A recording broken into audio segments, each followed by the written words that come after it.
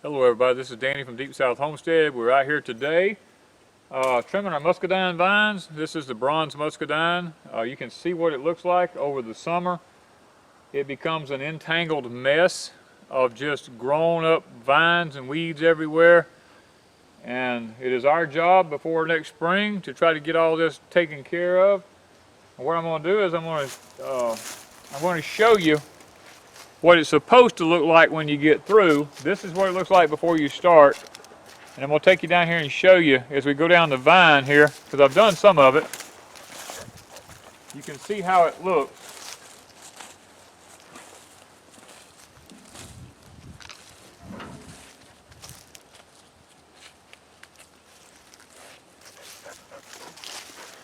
What I like to do is train one vine up here and one vine down below it. Two is all I need. And I usually try to space them out across from one another, but like on this vine there's nothing on the other side, so they're all on this side, so I just leave them there. And I usually will come along and I don't let them stick out very far. I usually like to leave about 3 or 4 buds on them, because that's really all I need. I'll trim them up kind of like that, and I may occasionally, like if one comes off like this, I'll get rid of this one. I get rid of all these trindles that's on it. And I'll leave one sticking off there and one over here. I mainly just trim off trindles, and I try to leave it kind of looking like that. You can see on the vine how I've gone along and trimmed a lot of it off.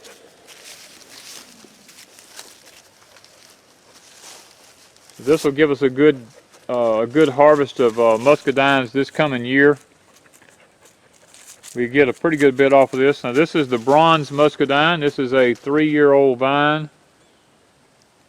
We're just basically still in the training stages of it, and I think this year is the year we finally have got it to reach its full potential as far as growing everywhere.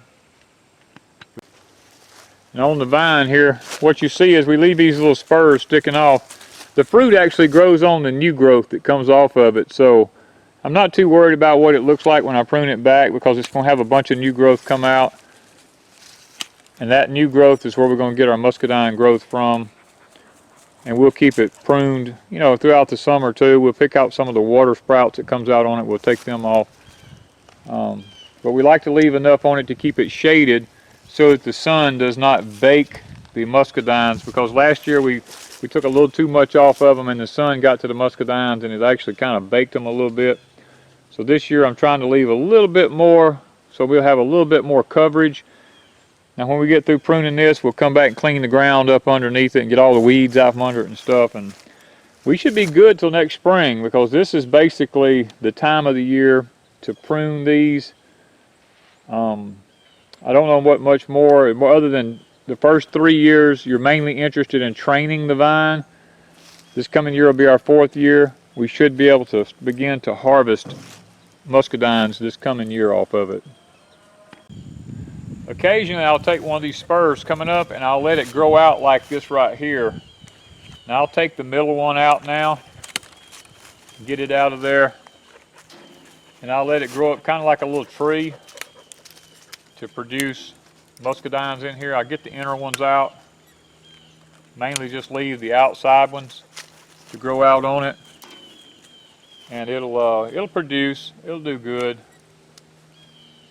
This one's about 7 years old.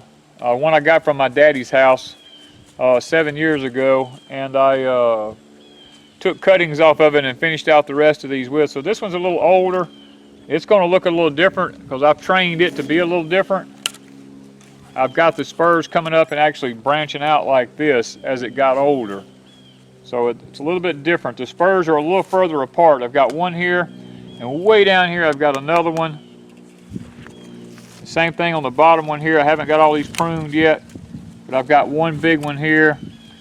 And then over here I've got a big one. I've got one in here I'm probably going to have to take off. But I tried to space them out. Got a little bit of different growth habits on it now that it's got some age on it. Because it will grow crazy, that's for sure. Okay, the water sprouts, you'll find them on here. They're the ones that grow like crazy. Like this one here. This one's it grows on the vine. See, it grows like way off out here like this. Really long. These are the ones that sucker the plants all to death. So what you want to do is just come up in there, you just cut those off because they're no good for nothing. Okay, right here I have one that we left laying on the ground. This one is rooted. And what I'll do is come in here and I'll cut it off like that. And you can see it's growed up really long. So there's no need in leaving that big old long sprout growing there. I'll take that off. That way when we dig this up to transplant it, to make another one, the vine system here, the root system will handle the vine system. We don't have too much vine for the roots, but in order to do this, all you do is take one of these long vines like this one here. You just go through here and you clip it loose everywhere from where it's hanging. Let me get it back here. And you'll pull it to the ground. You can you can cover it up with some dirt. You kind of like scratch the back side of it a little bit. Put it in the dirt, cover it up, and put a brick over it or something like that and leave it all summer. And what will happen is these roots will grow right here like this one has, and you'll have a grapevine that you can dig up.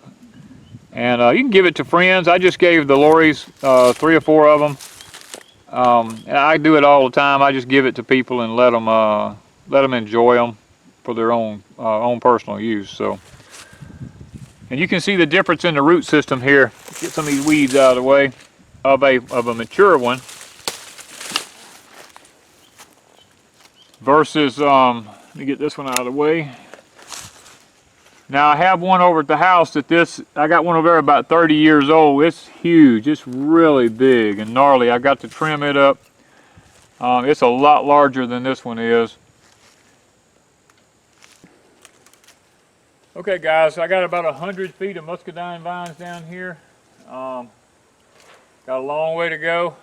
I know this wasn't a very in-depth muscadine trimming video, but I kind of showed you a little bit about how we prune them and the way we prune them, and something about how they root and stuff like that. And possibly in the near future I may put up a little bit more in-depth one that maybe explains a little bit more about it. But right now, I got a long way to go, and it's going to be raining here shortly, so I need to get this done. So thank y'all from Deep South Homestead.